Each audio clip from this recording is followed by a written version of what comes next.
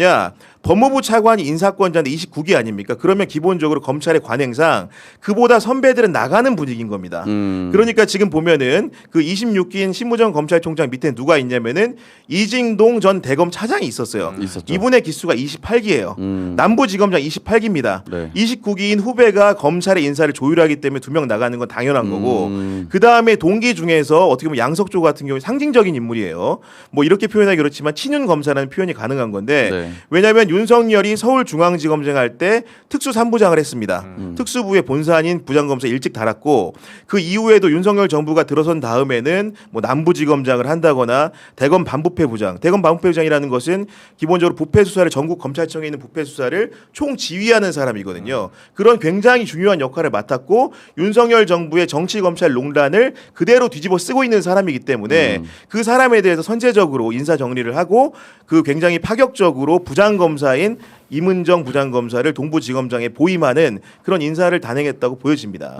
이게 사실은 그 이문정 검사도 안 그래도 제가 그 방금 여쭤보긴 했는데 이문정 검사를 임명한 것 자체가 뭐 동부지검도 중요한 곳이긴 하지만 이런 개혁적인 인사를 그런 곳에 지검장으로 앉혔다라는 것이 굉장히 검찰 개혁의 상징성이 있다 이렇게 보던데 네. 지금 이렇게 다른 인사들도 고위직이 물러나는 것들 이런 것들을 보면은 그게 검찰 개혁의 어떤 흐름 중에 하나라고 네. 볼 수 있나요? 제가 보니까 지금 많은 우리 그 민주진영의 시청자 여러분들 같은 경우에는 네. 어제 인사를 두고선 이제 보면은 친윤 검사들이 너무 중용이 된 게 아니냐 네. 이런 걱정을 하시는데 저 같은 경우에는 그런 판단에는 개인적으로 동의하진 않습니다. 왜냐하면 여러분들 잘 아셔야 되는 게 전국의 검찰청에 검사장이 몇 명이냐 40명이 넘어요.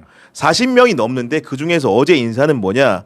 동부지검장, 남부지검장 나갔죠. 네. 법무부 기조실장 나갔습니다. 그리고 서울중앙지검장 공석이었죠. 대검차장 나갔잖아요. 그 얘기는 뭐냐면은 5자리밖에 안 한 거예요. 그러니까 검찰 아는 사람들은 이거는 물갈이 신호탄인 것이지 이걸로 물갈이 끝이 아닌 겁니다. 어떻게 보면 어제 나가신 분들보다도 훨씬 더 죄질이 나빠 보이는 친윤 검사들이 도처에 많이 있습니다. 제가 어제 제 방송에서도 3명만 말씀을 드렸는데 그 수보다 더 많아요. 그런 분 실명을 말씀 안 하셨죠? 안 했는데 여기서도 안 하면 안 하는데 광고 말고는 안 해요. 제 얘기는 뭐냐면은 40명이 넘는 자리 중에서 겨우 5자리 한 거다.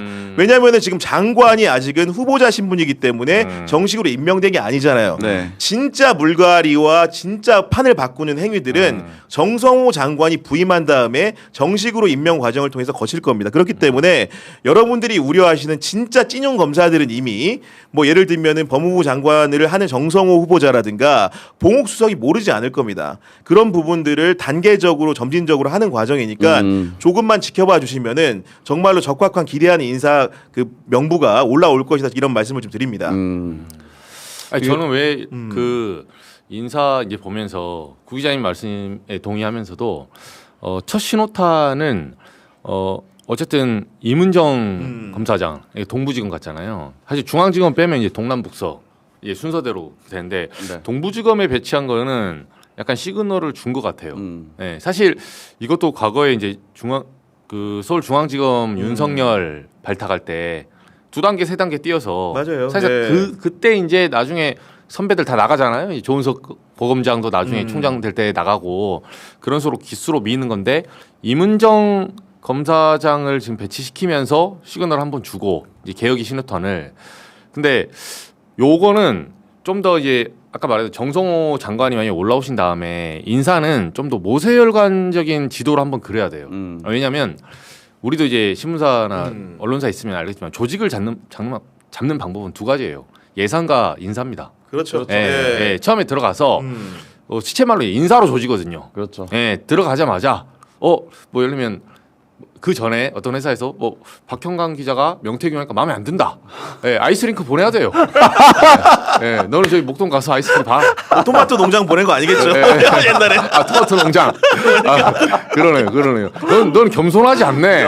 예, 좀 가 있어라. 이렇게 이제 인사내는 거예요. 인사내고 이제 짱 박아 두고 센 부서, 그러니까 빡세게 시키는 게 아니라 회의감을 들게 만드는 거죠. 네, 그런 할 일도 없이 그런 식으로 이제 인사보복은 누가 봐도 저 사람이 지금 팽당했다는 거를 외부에 보여주는 거예요. 그러니까 아이스링크 가면 사실은 뭐 옛날에 MBC나 뭐 KBS 기자들 얘기 들어보면 가면 사실 할 게 없어요. 기자가 아이스링크 가서 뭐 합니까?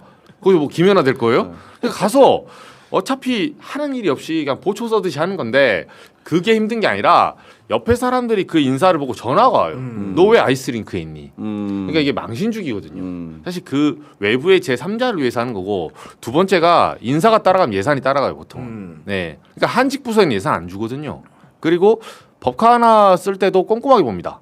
네, 우리 이제 빵진숙 위원장님, 이진숙 위원장님 잘 나갈 때 이제 새벽 4시에 빵 사드시니까 나중에 그런 식으로 이제 압박을 주는데 사실 인사하고 예산을 그 나중에 장관이 와서 이제 결제 받고 검찰 특활비나 이런 문제도 사실 장관은 다 알고 있거든요.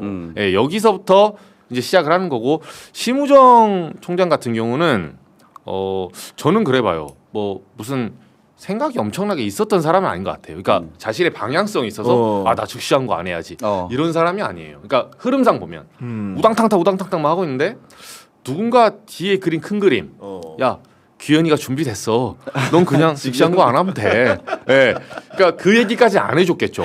칸막이를 치고 야 직시한 거 뭐 그 굳이 필요하니? 이런 식으로. 그래서 오히려 그 사건에서는 제가 봤을 때는 그 죄수의 딜레마처럼 지기현 그 판사가 부장 판사가 이제 당한 것도 있어요. 본인은 아 검찰이 직시한 거 했겠지 하고 71년 만에 형사법 66조를 고쳐가지고 자기가 입법 재량을 쓴 거예요 거의. 아무도 그거를 시간으로 계산하지 않습니다. 네. 날로 날로 계산하고 나와 있다니까요. 거기에 아예. 근데 거기를 자기가 사법 재량으로 이건 위헌인데? 그럼 위헌이면 상급심의 판단을 받아봐야죠. 자기가 왜 판단합니까? 근데 그거를 심우정 총장 정도는 제가 봤을 때는 앞단의 얘기와 좀 더 검찰에 가깝게 얘기를 들었던 것 같아요. 네, 그래서 이제 이분이 조금 우유부단하고 유약한 이런 선택의 그런 걸 보이거든요. 원래 총장 그 감이 아니었잖아요. 나가는 거였어요. 그래서 저희 취재원들은 그렇게 얘기하더라고요. 심우정 총장은 자기가 영전시켜준 윤석열에 대해서 이제 채무를 갚기 위해서 직성을 포기한 거다. 근데 그 포기와 동시에 이제 딸 문제가 나온 거죠. 네. 네, 그 빠트하신 거니까.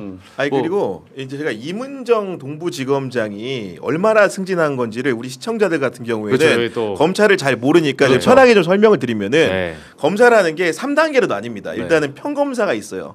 그리고 이제 알등시는 것처럼 서울 그 중앙지검처럼 지방 검찰청이 있고 고등 검찰청이 있고 대검찰청이 있는 거잖아요. 그러니까 쉽게 얘기하면 지방 검찰청급의 검사를 우리가 평검사라고 합니다. 네. 통상적으로 우리 평상 직장에서 볼 수 있는 뭐 사원 대리쯤 되겠죠. 그렇죠. 과장 이런 사람들인데 이런 사람들이 나중에 숙성이 돼서 승진을 하게 되면은 고검 검사급의 주위에 오르는데 이게 흔히 얘기하는 부장 검사나 차장 검사를 일컫는 겁니다. 근데 통상적으로 회사에선 차장 다음 부장인데 그 검찰청 같은 그렇죠. 경우에는 부장 검사 다음이 차장 검사예요. 그렇죠. 그러니까 쉽게 얘기해서 차장 검사 산하에 여러 명의 부장 검사가 있다고 보시면 됩니다.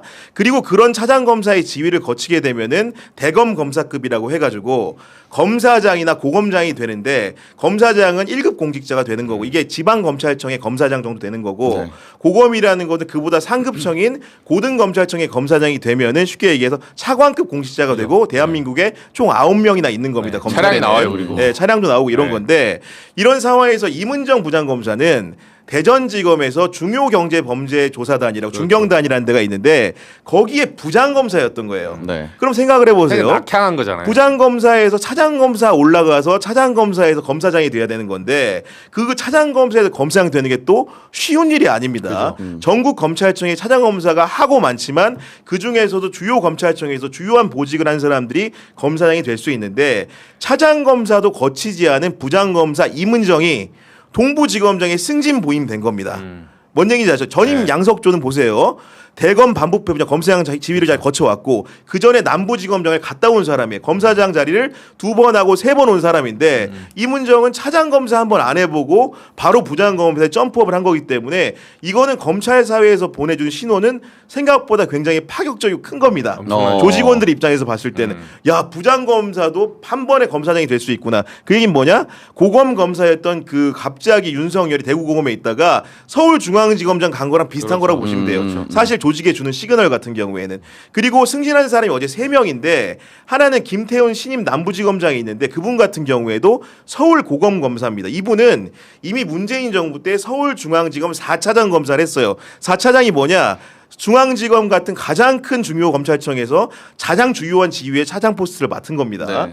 그런 이력이 있기 때문에 검사장을 달아도 윤석열 정부 때 물은 먹었지만 이해가 간다고 할 수 그렇죠. 있지만 그렇죠. 이문정의 경우는 김태훈과 비교해도 훨씬 더 큰 간격을 한 번에 뛰어넘은 거다. 이렇기 때문에 이문정 인사라는 것은 우리 바깥에서 보시는 분들은 정의 구현이라고 생각할지 모르겠지만 검찰 내부에 있는 조직원들이 봤을 때는 굉장한 파격이다. 충격파가 다르다. 이런 설명을 좀 드릴 수 있을 것 같습니다. 네. 야, 설명이 네. 와, 깔끔하네요. 이제 집에 좀 가도 되나요? 아, 충분히 한 것 같은데 지금. 출연료를 더 드려야 될 것 같은데. 처음부터 보고 읽으시는 줄 알았어요, 저는. 아 제가 본 구교영 기자 교영이 제 친구인데도 동접자 아직 10,000명 안 넘어서 이렇게 네. 했는데 제가 본 것 중에 가장 브라이트한 모습이었어요. 그동안 나는 인터넷 광고하고 모바일식 광고를 제일 잘하는 거예요. 제가 탈모라서 와 이런 또 보석 같은 나 후배를 이렇게 위해서 또 4시에 좀 털어야 되는데 좀 열심히 다 털어버리네요. 털어주셔서 아니 근데 이게 우리 구 기자 너무 설명을 잘해줬지만 그러니까 일반인들 듣기에는 저도 이제 구 기자만큼 모르지만 이런 비유를 하더라고요. 일반 회사로 보면 예를 들면 뭐 대리에서 과장에서 부장이잖아요. 근데 엊그제 과장하던 애가 지금 임원 된 거예요. 그러니까. 네, 네. 왜냐하면 차장 그 거치고 차장에서 맞아요. 네. 확 좁아지거든요. 피라미드가 확 좁아지는데 바로 임원진 삼성전자 과장하다가 내일 갑자기 이재용 회장이 뭐 상무 한번 해보지 해서 갑자기 올라온 거예요. 지금. 그러니까 엄청나게 파격이죠. 그러니까요. 그리고 여기는 네. 기수문화 때문에 나머지 다 나가야 돼요. 이제. 예, 뭐 안 나가고 버틸 수도 있는데 통상 나가죠. 선배들은. 검찰 내에 보내는 메시지가 상징적인 메시지가 크다. 그렇죠. 아, 이번 그런 인사를 정리할 수 있을 것 통해서 같고. 그리고 네. 아마도 이제 후속 인사가 정성호 법무부 장관이 오면 있을 텐데 네. 그런 부분에 대해서도 발탁 인사가 향후에도 추가적으로 있을 수 있다라는 신호로 보이기 때문에 아마도 나갈 걸 준비하는 분들이나 혹은 발탁 대상임을 기대하는 분들에게는 굉장히 어떻게 보면 우울한 신호, 반대편의 청신호 이렇게 될 것 같습니다.